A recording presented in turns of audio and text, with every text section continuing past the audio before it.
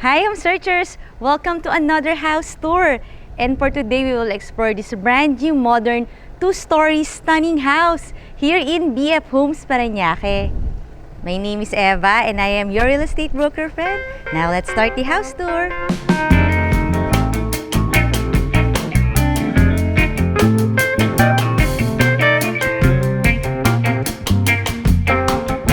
Isa sa mga notable feature ng brand new house na to is meron siyang 4 to 5 car garage.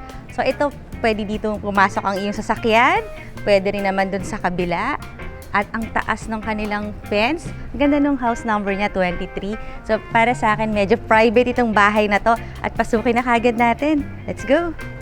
Ang lot area ng property na to is 295 square meters at ang floor area niya is 455 square meter at ang orientation niya is facing east. So sabi nila, swerte daw kapag facing east kasi morning sun. At ito na nga yung pwede mong gawing parking kung medyo marami kang sasakyan. Pero sa ngayon, may mga grass tayo. This is just a faux grass. Ginagamit mo siya as garden. Pero yun nga, kung marami-raming sasakyan, di ba ang laki rin niya for a garage. Tapos meron kang mga vertical plants. Pwede mo tong palagyan ng totoong mga vertical plants. Pero parang tunay din, no, yung mga faux plants natin dyan. So maluwag pa to. Actually, kung gusto mo ang gawin tong swimming pool area, pwede rin. Kasi kasya pa rito kahit malaki-laking swimming pool. Kasi malapad siya. Tapos may konting platform dito. Para kung gagawin mo siyang garage, hanggang dito siguro yung bumper mo or yung gulong ng iyong sasakyan. Ito naman, this is just a covered lanay na convertible also as a garage. O, so kung 5 sasakyan mo, di ba kasyang-kasya? Pero ngayon, isa siyang covered lanay na may ceiling fan na, tapos meron na yung mga, I think that's polycarbonate yung ating roofing. Tapos private talaga dahil ang taas ng iyong concrete fence. Meron ka pa rito mga sconce lights, naka-off lang. Tapos ito, garden din tong side na to. And meron kang malaking storage. This is under the stairs. As in, kasya ako kahit pumasok, di ba? May ilaw din naman siya. O ayan, marami kang may store dito. Ngayon, may mga pintura lang. Ano bang nilalagay dyan? Kahit yung mga bike, kung sakali, na hindi mo na masyadong ginagamit. O kaya yung mga Christmas decors. Ito, accessible sa ating living area, ang iyong covered lanay. Nakalak lang siya ngayon. Parang ang taas ng ceiling, ha? At type ko yung ceiling nitong buong area na to, itong kanilang porch hanggang dun sa other garage. CCTV and Wi-Fi ready na rin itong future house. And may nakikita ko ditong CCTV. At eto na nga ang iyong 2-car carport dito sa side na to. May mataas kang gate. Isa sa mga nagugustuhan ko rin is may platform dito. So ang iyong bumper talaga hanggang dito lang yung parang yung gulong. So parang safe ang bumper ng iyong sasakyan. At black yung ating wall. Accent wall dito sa nakaharap sa iyong parking. Ang taas talaga ng ceiling, oh, yung clearance. May CCTV rin dito. Tapos another lanay. So dalawa. Meron kang covered lanay sa iyong living area at dito rin sa iyong dining area. Pareho lang silang may mga ceiling fan. May polycarbonate na rin. Tapos may mga sconce light. At kung napapansin nyo, meron tayo ditong, ito na kasi yung cistern tank. Siguro mga 400 gallons. Actually, mas maganda nga kung cistern tank. Kasi, di ba, parang hindi siya eyesore kapag mga nakalagay dun sa taas. Sa mga high-end subdivision, mapapansin ko, puro cistern tank yung nilalagay nila. Ito, access naman to sa iyong kitchen. Tapos, meron kang another utility area here. Pwede rin mo rin gawin siyang daily kitchen. Ito na yung helper's room. Malaki rin siya. Mataas din yung ceiling ng yung helper's room. Tapos dito yung back of the house. Puntahan natin. Ito, booster pump and tank para malakas ang water pressure mo rito. Tapos ito na yung backyard. Nandito rin ang another room. Ito naman, driver's room. So, mamili ka na lang kung ito ba yung gagawin mong driver's room o yung sa kabila. Tapos ito naman yung helper's room. I think pareho lang naman yung kanilang size. Just in case lang, gusto mong mas malaking space, wala ka namang driver, pwede mong ipatanggal tong wall na to. Kasi ano lang siya, parang hardiplex. So, mas malaki yung space ng iyong helper. Kung sakasakali na marami kang helper, yon. Ito naman yung kanilang bathroom. Tapos, ito yung garden, papunta dun sa isang bedroom. Pero dun tayo papasok sa pag nasa loob na tayo ng house. Pero kung napapansin nyo, itong area na to, covered din. So, hindi mababasa ng ulan ng iyong helper. Tapos, private talaga kasi may mataas ka na namang concrete fence. So, punta na tayo dun sa iyong main door. Let's go.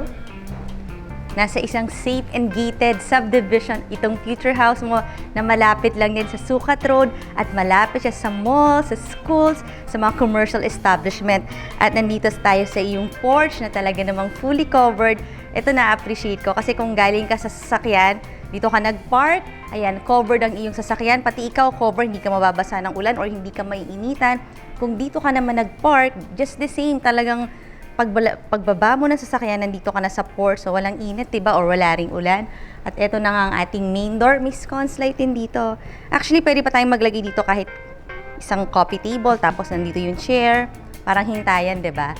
Bago ko nga ipakita ang iyong future house, syempre request ko naman na i-click mo na yung subscribe button ng ating channel na Home Search Philippines para updated ka lagi sa mga videos ng magagandang bahay. At ngayon nga, pasukin na natin. And welcome to your clean, modern design house na may open layout. Sa pagpasok natin ng iyong main door, ito ang iyong living room na regular size at may AC. I think malaki yung AC kaya kaya niyang palamigin yung buong room. Inverter AC. Tapos kung just in case maglalagay ka ng TV, may provision dito. Ayan yung mga cables na yan. This will be your media wall or TV room. Tapos dito pwede ka maglagay ng L-shape na sofa. Tapos yun nga, napaka-aliwalas talaga ng mga modern houses kasi ang lalaki ng kanilang mga sliding doors that opens naman to your covered lanay. Yung pinanggalingan natin kanina, nasabi ko nga, kung sakali na marami ka talagang sasakyan, pwede mo siyang i-convert as additional garage. May ceiling fan na, tapos covered na rin siya. May mga screens na rin dito. So, this is your living area na malapit lang dito sa yung dining area naman. Meron na rin mga ceiling fan. May mga lighting fixtures din. Tapos meron tayong mga cove ceiling. Pareho lang silang may malaking AC rito na inverter type. So talagang dito sa buong ground floor, napakalamig. Siguro pag naka-open yun yung dalawang AC. Ito naman, just the same, meron kang screen. Accessible naman sa covered lanay dito sa dining area. So itong covered lanay mo, pwede mo siyang pwede ka maglagay doon ng mga table and chairs din. So, parang part na rin siya ng iyong dining area. Pag marami kang bisita during mga gatherings ninyo or events, yan. Itong buong space na to, iyang labas at dito, yun yung parang alfresco dining. Kasi ito, pero dito kahit mga 10-seater dining set, kasya rin naman siya. At nag-open siya sa iyong kitchen. Ito, pwede ka maglagay dito ng 3 hanggang 4 na chair, high chair or stools. Tapos meron dito mga fluted panel na design. Ang lakas maka-modern ng mga wood design na fluted panel. So meron dyan. Tapos dito rin sa baba para matchy-matchy sila. Serve na rin to as your breakfast nook. Meron ka dito ng granite countertop. At eto na yung kitchen mo. Ay, ang ganda rin dito. Parang mag-double na rin siya as your buffet table. So pag may mga handaan sa iyong bahay, ayan, eto yung pagkain. Tapos i-serve mo lang doon sa iyong dining table. Tapos dito sa ilalim niya, nandito yung kitchen cabinet. And this is your kitchen area. Ito, maglalagay ka na lang ng iyong, I think, mga kahit 4 na burner dito. Dito, provision for range hood. Tapos talagang clean yung style niya. Yung mga cabinet natin, parang wala na siyang mga handle, no? Para mas modern yung dating. At malapad ang iyong sink. This is your whole kitchen. Ito, mga food pantries na lang naman ito. Ayan. Tapos meron kang walk-in pantry dito sa side na to. Dito mo rin itatago yung mga ibang gamit sa kusina. Pwede ka maglagay ng mga shelves dito. Malaki siya, no? Mas mataas. At itong kitchen mo, accessible doon sa iyong utility kitchen, yung pinuntahan natin kanina kasi meron ditong door. Ayan siya. Yung door papunta dun sa iyong helper's room, sa iyong driver's room. Ayan, napapansin ko ang daming mga CCTV, yung mga ganong style, oh. At ang ganda rin ito, itong wall na to. Fluted panel din para naman may repetition dun sa side na yon, tsaka dito sa ating breakfast nook. Pero meron ditong hidden powder room. Ayan. pahaba yung kanyang powder room. Tapos may mirror, mahaba rin. Siyempre may exhaust. Under the stairs na to. Modern design, tapos meron ka dong bidet. O ito, meron ka pa ritong sink. Hindi halata na meron pala ditong powder room. O, cute siya. Ang ganda nitong mga ganitong design idea, no? Parang pwede mo siyang pagtaguan sa mga hindi nakakapunta pa ng bahay mo. Hindi nila alam na, ay, ano pala to? Powder room pala siya.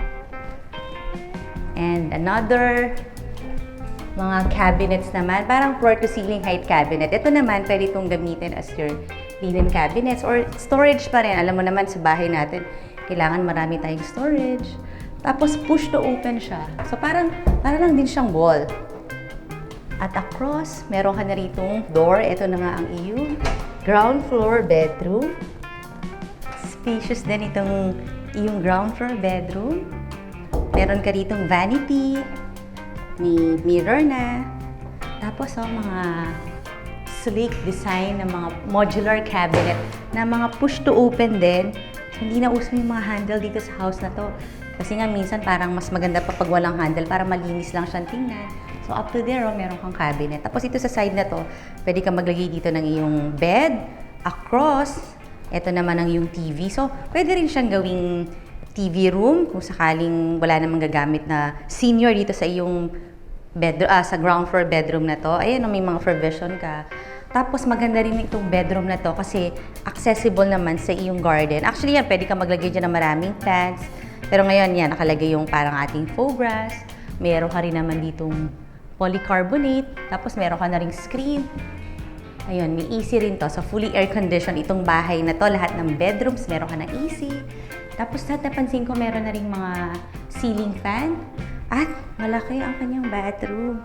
Yan natin.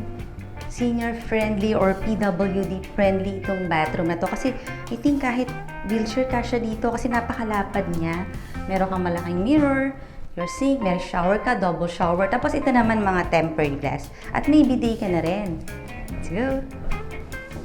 May total of 5 bedrooms itong house na to, plus maid's room, plus driver's room, at sa second floor, nandun yung 4 bedrooms. Bago ko naman ipakita ang yung second floor, request ko rin na i-visit mo yung ating website na www.homesearch.ph para makita mo yung pictures nito at marami ka pang makita mga nice houses. Akit na tayo!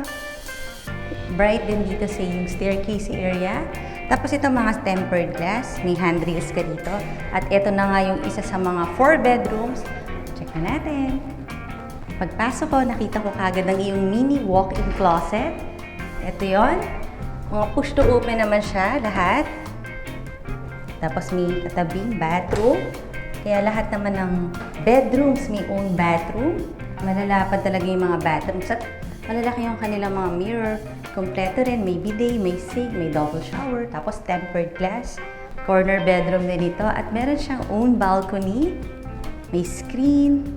Tapos ito may mga provision for TV, cables. Ayan, meron kang corner window. May mga screen na rin lahat. Tapos may AC, lahat. Pare-pareho may ceiling fan na may ilaw. Check natin itong kanilang mahabang balcony. Medyo mahaba itong balcony na to. Tapos itong mga tempered glass. Actually, sharing siya na balcony ng 2 bedrooms kasi magkatabi itong 2 rooms na to. So, ito ang kanilang common balcony, kaya medyo mahaba siya. Punta tayo sa ibang bedroom. Ito naman yung katabing bedroom. Meron din siyang walk-in closet dito para mas malaki siya. Tapos, meron din siyang bathroom. O, diba? Same-same na lang sila. Tapos, dito ka maglalagay ng bed. Ito ang iyong AC sa ibabaw ng bed. Tapos across may mga provision lahat for cable. Ito na yung common balcony na sinasabi ko na share sila ng 2 bedroom. Ayan, meron ka ring screen. Tapos ang iyong sliding door. Oh, nice, diba? Kasi may own balcony sila, yung mga rooms. 2 rooms na yung, actually 3. Kasi pati sa baba, diba, meron namang lanay. Check natin yung ibang rooms. Sa ating mga home searchers or sa mga viewers dyan na may property rin na gustong ipabenta, pwede nyo akong tawagan at i-feature natin dito sa ating channel para mabenta agad. At ito na nga yung another 2 bedrooms. This is the master bedroom. Ito naman yung isa pang room. So, unahin na natin ito. Talagang lahat ng bedrooms may walk-in closet. Na-appreciate niyo ba pag ganitong kadami ang inyong closet, tapos floor to ceiling height pa, tapos meron kang malapit na bathroom na sa palagay ko, same-same na rin naman ang kanyang layout, yung kanyang looks, pati yung mga materials.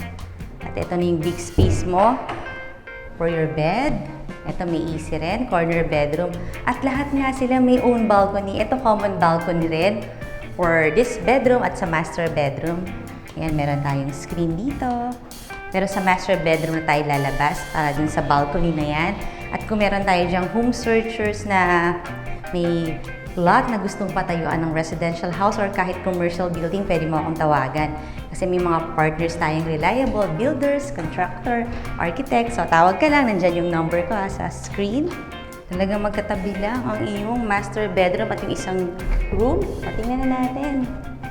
Rectangular yung shape ng iyong maluwag na master bedroom at napaka-aliwalas kasi meron kang malaking door dito, papunta sa iyong balcony. Sabi ko yung common balcony kanina. Silipin natin. Ayan, lahat talaga ng rooms dito may mga balconies. Sharing sila ng isang room doon. Tapos kita natin yung iyong community. At alam kong malinis, maayos yung ating subdivision. Ito mga tempered glass, may mga railings tayo dito. Ito naman yung ating accent wall. Oh, nice yung iyong balcony. So, kanauli natin yung master bedroom. Itong part ng master bedroom na to, meron siyang outlet. So, pwede kang maglagay dito ng iyong office kung work from home ka or mini sala dito sa part na to.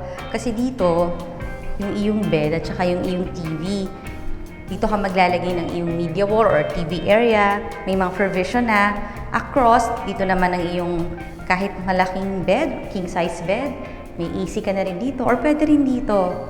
O diba, ang daming possibilities nung iyong master bedroom. At just in case nga kailangan mo ng interior designer, pwede mo rin akong tawagan para lalong gumanda ang iyong brand new modern house. At ito naman ang iyong bathroom. Let's see. Ito na ang iyong walk-in closet, floor to ceiling height, his and hers. So ito yung his, ito yung hers. At meron kang double sink. Uy, may aircon din dito sa iyong bathroom, oh. And mahaba ang iyong sink, may malaki kang mirror. Tapos ito sa side na to yung water closet at shower. Tingnan natin. Ito naman yung isang sink. So talagang mahaba siya. Tapos may mga cabinet ka rin dito.